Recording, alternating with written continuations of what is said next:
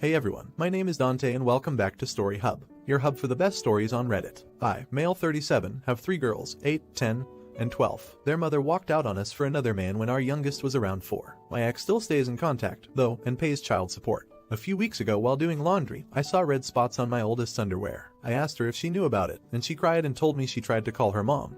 But my ex didn't call back. She'd been stuffing toilet paper in her underwear, hoping that would work. I explained to her that periods are nothing to be ashamed of, and found some great resources online for us to review together. I took her to the store to pick out brands of feminine products she wanted to use. She picked Playtex Sport because she's a gymnast. After we were done, I decided I should do the same thing with my other 2. My 12-year-old volunteered to be part of preparing them, and we made a whole night of it. It was wonderful, and I learned a lot. I even learned what a menstrual cup is, and how they benefit the environment. The other day, my ex called back. I'll usually arrange a video chat and leave the room so they can have some alone time, and when they're done chatting, I'll come back and to talk about boring co-parenting stuff like school, bills, etc. This last time, my ex was furious with me for talking about periods with the girls. She shouted at me that I was sick and perverted. Why didn't I call her myself if I knew it was so urgent? I could have called one of their grandmas, aunts, but my mom has dementia, while her mom and sisters call me a loser because I teach kindergarten, so I'm not fond of them. My ex told me I was being immature and should have just toughed it out for the girls. This really pissed me off, so I shouted back that maybe if she wasn't such a deadbeat and answered her goddamned phone once in a while, she could have handled this. I brought up everything she does that hurts them. She hasn't been to a single soccer game, piano recital, or gymnastics meet in 2 years. Every other weekend when they come home from her house, they go straight to their rooms, only to emerge hours later asking me why she loves her new husband more than them, and what did they do to make her leave. My ex responded by saying I should tell them it's not their fault I couldn't satisfy her, and I screamed fuck you, and she just smirked and pointed behind me, saying look what you did. When I turned around, my 8-year-old and 10-year-old were standing in the doorway crying. It broke my heart. I never shout, so I know I scared them. My 12-year-old stormed in and started screaming at her mom, and while I appreciate her sticking up for me, this is not a battle I want her fighting. My ex hung up before I could fully de-escalate the situation, and let's just say the girls have been given free reign of the ice cream and limitless hours of video games, because I feel so bad. I even watched all the Twilight movies with them, so don't say I don't love them. But in this instance, am I the idiot for shouting?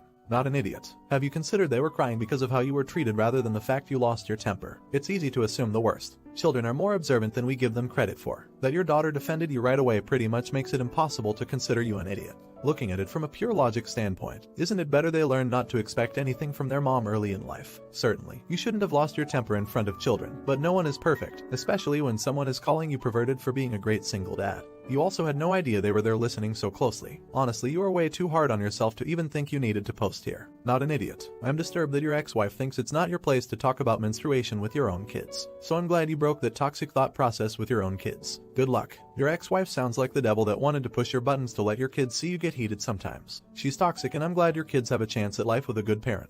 Not an idiot. Okay, you should maybe have stopped the conversation when you found it getting out of hand. But she knew exactly what she was doing. She saw the kids behind you and didn't warn you, deliberately, so she is equally responsible for exposing them to the shouting. She sounds like a terrible mother and you sound like a great dad. There is absolutely nothing wrong with a dad talking to daughters about their body, as long as they are comfortable with the conversation. My dear old dad had 3 daughters only a year apart, and we all ended up syncing our periods. He knew exactly what each of us preferred and every month would leave a big bag of sanitary products and chocolate bars in our rooms. Now for the next story. Am I the idiot for ruining both my parents' marriages for disowning me? I am the byproduct of my parents' extramarital affair. Both of them had spouses at the time. My birth mother got pregnant and had to tell her husband as he was overseas when I was conceived, so there was no way I was his. A few months after I was born, they decided not to divorce. I was given to my grandparents on my mother's side to raise, with my birth father secretly paying child support without his wife's knowledge. Both my parents had other children. My dad's side knows nothing about me, but my siblings on my mom's side were told that I am adopted by my grandparents. Recently I decided that I wanted to know more about my dad's family, and I sent a friend's request to one of my siblings and my dad so I could get to know him. Well, he freaked out and contacted my birth mom, and they asked to speak to me over Skype. They both told me that they couldn't risk staying in contact with me and told me that they were going no contact and to please respect it and move on with my life. Well, I did pretty much the opposite. I contacted my dad's wife and shared screenshots of our conversations and told her everything. She is now divorcing him, while on my mother's side I told both my siblings, who then went on to tell extended family including her husband's side, so now they are separated and my siblings hate my mother. Currently my siblings on both sides have been upturned, and after the satisfaction has worn off I feel like I unnecessarily hurt them through my parents. Am I an idiot for ruining my parents' marriages? Not an idiot. You didn't ruin anything, they did. Your birth parents have been and continue to be completely selfish arseholes, and everyone deserved to see who they really were. The only people who upended anyone's lives are your parents. You did not deserve to be told to go away or hidden. Not an idiot. Your parents are freaking selfish. So many other options for them instead of just pretending like you don't exist. If you don't want your spouse to find out you cheated, how about not ducking cheating? All you wanted was a little contact with family. They rejected you. Well, they don't get to choose whether your half-sisters and brothers want to know you or not. Maybe sharing screenshots was not the right way to go, but honestly, if you keep such a huge secret from your spouse, you deserve to get found out eventually. Not an idiot. It's really shitty that they would try to deprive you of having literally any family besides your grandparents so that they can cover up their bad behavior. I don't blame you for what you did. You're definitely going to have to deal with the fallout, but at least you can now have a relationship with your siblings. Now for the next story. Am I an idiot for deleting my friend's wedding photos in front of them? I'm not really a photographer, I'm a dog groomer. I take lots of photos of dogs all day to put on my Facebook and Instagram. It's my thing, if that makes sense. A cut and a photo with every appointment. I very seldom shoot things other than dogs, even if I have a nice setup. A friend got married a few days ago and, wanting to save money, asked if I'd shoot it for them. I told him it's not really my forte, but he convinced me by saying he didn't care if they were perfect. They were on a shoestring budget and I agreed to shoot it for $250, which is nothing for a 10-hour event. On the day of, I'm driving around following the bride as she goes from appointment to appointment before the ceremony, taking photos along the way. I shoot the ceremony itself, and during the reception I'm shooting speeches and people mingling. I started around 11 a.m. and was due to finish around 7:30 p.m. Around 5 p.m., food was being served and I was told I cannot stop to eat because I need to be a photographer. In fact, they didn't save me a spot at any table. I'm getting tired and at this point kinda regretting doing this for next to nothing. It's also unbelievably hot. The venue is in an old Veterans Legion and it's like female 110, and there's no AC. I told the groom I need to take off for 20 minutes to get something to eat and drink. There's no open bar or anything. I can't even get water and my 2 water bottles are long empty. He tells me I need to either be a photographer or leave without pay. With the heat, being hungry, being generally annoyed at the circumstances, I asked if he was sure, and he said yes.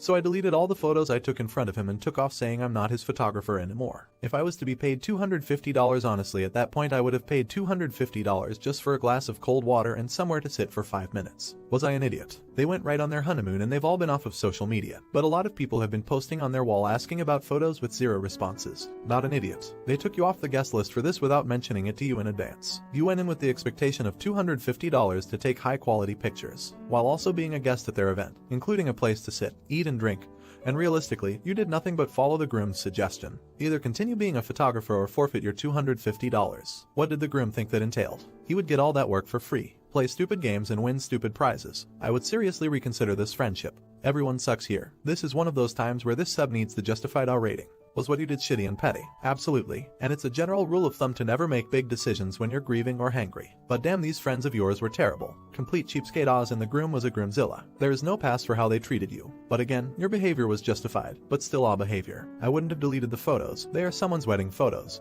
So at the very least I would have given them a second chance before deleting them. I would have said, okay, I'm done for the night since you won't let me take a break. You want your photos. The charge is now $500 since you didn't provide me with gas, food, water, or a food break. If you don't pay the $500, I'm deleting the photos.